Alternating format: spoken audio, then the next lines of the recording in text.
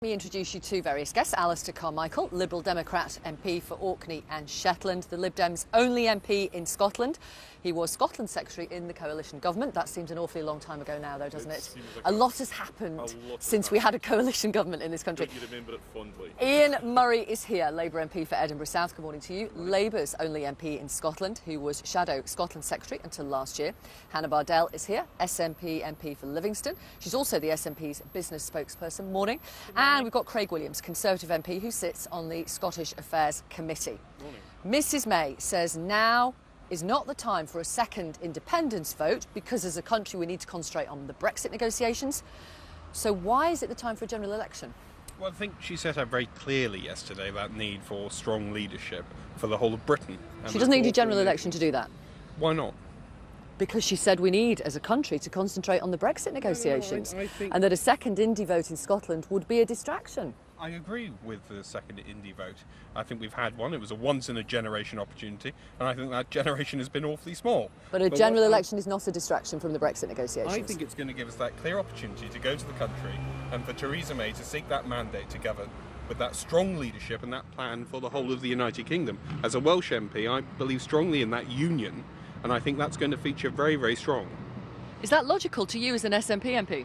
Absolutely not. Scotland did not vote for the Conservatives, and we're having this imposed upon us as we have with Brexit. Scotland voted to remain overwhelmingly, and you know we have also said that now is not the time for a Scottish independence referendum. What we have said is that once we know the details of Brexit towards the end of 2018 into 2019, when people can make a reasoned and sensible choice, which to be quite frank, they can't make at the moment. Michael Gove was on your programme earlier. He didn't have any clear answers as to why the Prime Minister suddenly changed their mind. The truth is, this is blatant opportunism. She's seen a weak Labour Party, she's seen the polls, and she's suddenly decided that now's the time to go for it.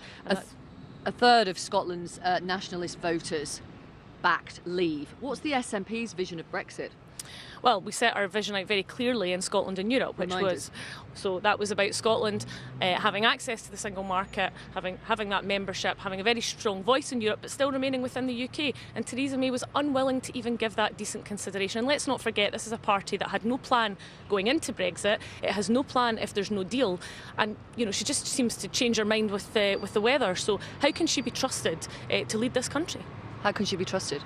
Well, I think she's going to set out her stall. She's going to be trusted because she's going to the country to say to them, trust me, give you a verdict, and she cannot be fairer than go to the whole of the United Kingdom and say, give me the mandate to go and deliver this. That's how she'll be trusted, and it is an incredible move for a Prime Minister with a majority, although a small working majority, to go to the country and you say it's time for that refresh mandate, it's time for you to say, yes, you believe in my strong leadership for Britain, and come back with that trust. Incredible U-turn. Yeah, I think there's no way of doubting it. You know, 2 weeks ago, the Prime Minister was very clear that we were going to try and deliver to 2020, get Brexit delivered, get that good deal for Britain. And now she's very clearly come out, fronted it herself and said, you know what, I've gone walking in Wales, brilliant that is.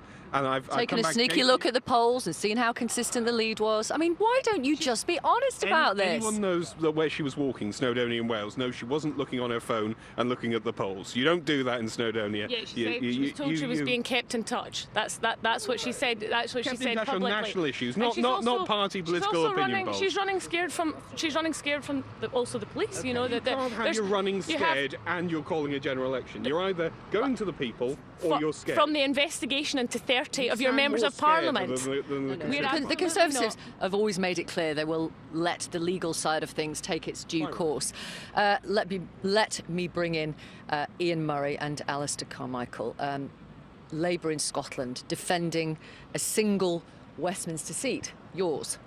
Yes, but I think what you'll have seen over the last 24 hours is you've got a First Minister in Scotland and a Prime Minister at UK level whose priority is to put party politics before the country. You're right to question the Conservatives and the SNP and what their plans are for this country because it's all about their ideology of making sure that they put the party first. The country What are your plans for Brexit? What's your vision? Our vision for Brexit is to make sure we can have close access to our membership of the single market. We've made that quite clear. We've set out 6 tests for Brexit. We were holding the government to account on those 6 tests, and that's where we should be. It's quite quite interesting when you posed to Hannah Pardell about a third of the SNP members who voted leave, she didn't say membership of the EU. She said membership of her closely to the single market. This is an incredibly important question. What we've got is a First Minister fighting for independence and a Prime Minister at the UK level fighting to sort her own party out while Rome burns. It's a dereliction of duty, While and Rome they should both burns? be ashamed of themselves. We need the country to be sorted out in terms of Brexit. It should be the #1 priority for everyone, including the Prime Minister, and she's decided to go for a general election that she promised just a few weeks ago she had no intention of doing. She was already working on it. She's lied to the British public, and she should be ashamed of that lie. Do you believe she's lied to the British public? No, I Alison mean, it's Conway? a piece of colossal opportunism on the part of Theresa May. Is it a lie? Did she lie? I mean, only Theresa May can answer that. I'm saying Never it's do. opportunism, and I don't think that there's anything really more that needs to be said about that. She was telling us for months that this was the wrong thing to do. Now it's not just the right thing to do; it's absolutely essential. But look, this is all yesterday's story.